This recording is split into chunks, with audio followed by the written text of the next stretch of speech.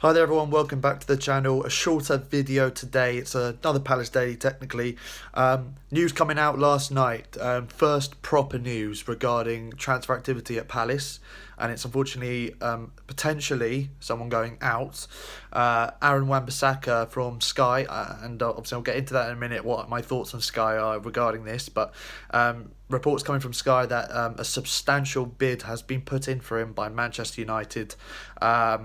And that's all we've got. We haven't got any news on the figure, any news on how both parties feel about the potential offer.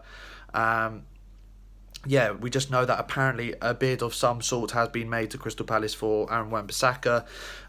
Now, first of all, Sky sources, I can't take that completely seriously because so far from what I've seen, it's been Sky have come out with this, and then that's all I've seen regarding anyone doing this as a news story. And typically what Sky like to do in the past is they'll bring up a transfer story, and obviously they'll get people to Sky bet on what's going to happen with that transfer deal, and then all of a sudden a few weeks later this transfer deal fell through, and I feel like there's hints of that again here. Now, people who are neutrals or United fans could say, "Oh, you're in denial. You're a Palace fan. You just don't want to see Wan-Bissaka leave," and that's absolutely true. I don't want to see Wan-Bissaka leave, but as I've always said in this whole transfer since before the transfer window started, Zaha and Wan-Bissaka are the two most that threaten our squad of leaving to bigger clubs and for big money.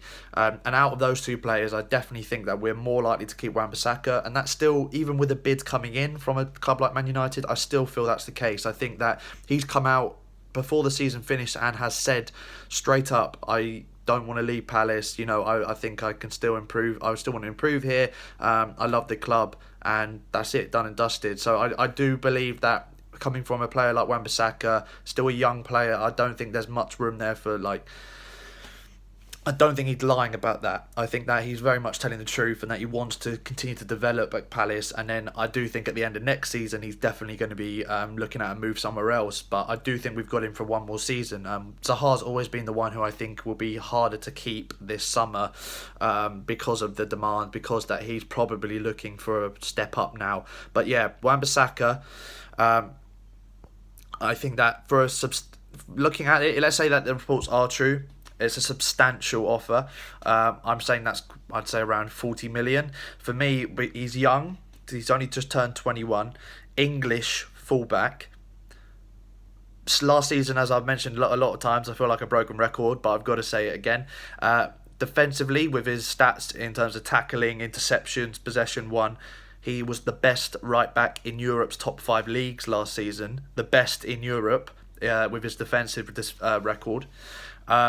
Put all of those together and you've got a player that's got to be worth over 50, 60, I'd say around 60 million. It has to be, a substantial offer is not what we're looking at in terms of selling him on. You've got to be looking from a Palace point of view. Same with Zaha, a massive fee because of all the points I just mentioned there. Young, very young, still a lot of improvement he can make on his game, and he's still at the top of his game in terms of defensive fullback. He's English as well, playing in the Premier League for only one season. He's already showing that he can cope with that level. All of that builds up to the fact that he's got to be looking at 60 mil from a Palace point of view, and that you can't be looking at a substantial offer. You've got to be looking at a big offer. So I don't think, initial thoughts, I don't think this will go on, this United Wan-Bissaka thing. I don't think that this bid will gain any traction. We'll find out what the exact figure is hopefully soon, and if there's any news about how the parties have reacted to it. My initial thoughts are Paris are going to turn it down. We'll see how Wan-Bissaka reacts to that. You don't know when a bid comes in from a club like United, that's when a player can sometimes start to sway with his thoughts on should I stay or should I go. So it will be interesting over the next few weeks over how Wan-Bissaka reacts to this bid. But in my honest thoughts, my opinions have not changed. I do not think he will leave this summer. I think Wan-Bissaka is much more likely to leave next summer. I think he'll have one more season with us to continue his development, continue to improve, and he said that himself that he wants that. But I do think that if he is to leave and Palace were to accept a bid, it's got to be at least over 50 million, just because of, we look at like Kyle Walker. He moved and he hadn't won anything with Spurs, but he was obviously one of the best fullbacks in the country at that point, and City had to pay 50 mil for him to get him, and I think the same applies to Wan-Bissaka. he's definitely worth 50 mil plus in today's market, today's environment. So there are my thoughts, guys. Confirmed substantial bid has come in from Manchester United for Crystal Palace fullback Aaron Wan-Bissaka. What are your thoughts? Do you think there's any traction in it? Do you think he will leave? Do you think that the bid as a substantial offer, what do you think that means? How much money is that?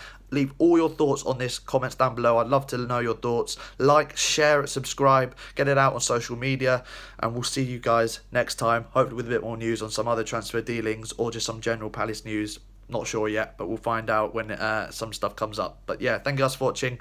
Do all that good stuff. See you next time.